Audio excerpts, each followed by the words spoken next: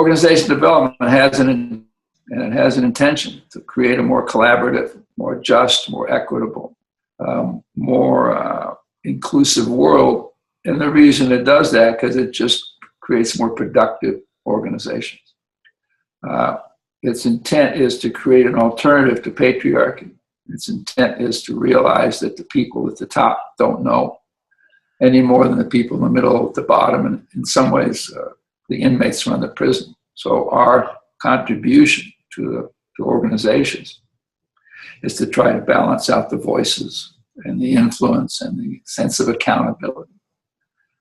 Now, there's a difference in the Eastern cultures. People value relationships. Southern cultures, people value relationships. Western cultures, like the United States, is deeply individualistic. And so in some sense, the West needs to learn from the East. And you have an advantage. And so I would think part of the fact of this global conference is to say, what can we learn from Eastern culture, which reverses the flow of dominance of the last 50 or 100 years. Also, organization development is designed to create an alternative to colonialism.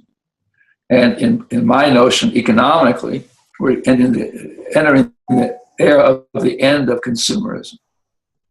And so up to now, we've measured ourselves by GDP. We've measured ourselves by average annual income. That measure is unsustainable. And it's hard to recognize that because the airwaves are controlled by the religion called consumerism. But it seems to me that we're in an era where relationship, self-sufficiency, community is going to be most valued. And my happiness cannot be measured over a certain level by consumer consumption, average annual income. And so I think organization development should get interested in economics. I'm interested in economics. I'm interested in alternative economics and cooperative economies and economies of generosity. And in places like Indonesia or China and India, most people still live in a subsistence economy. But in a consumer world, we have contempt for subsistence living. So we're going to have to revalue subsistence living.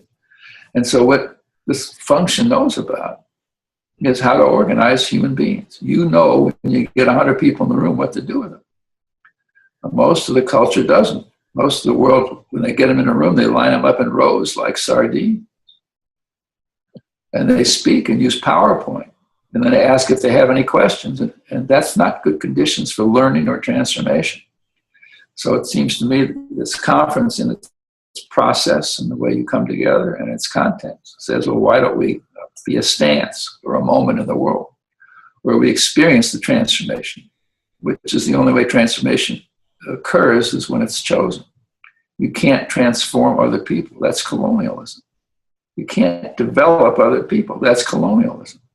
You can't do performance appraisals. That's just a reminder every year that I own you. So you're trying to create a collaborative culture. And to me, the civil service is a great group to do that because that's called public service. So come to this conference.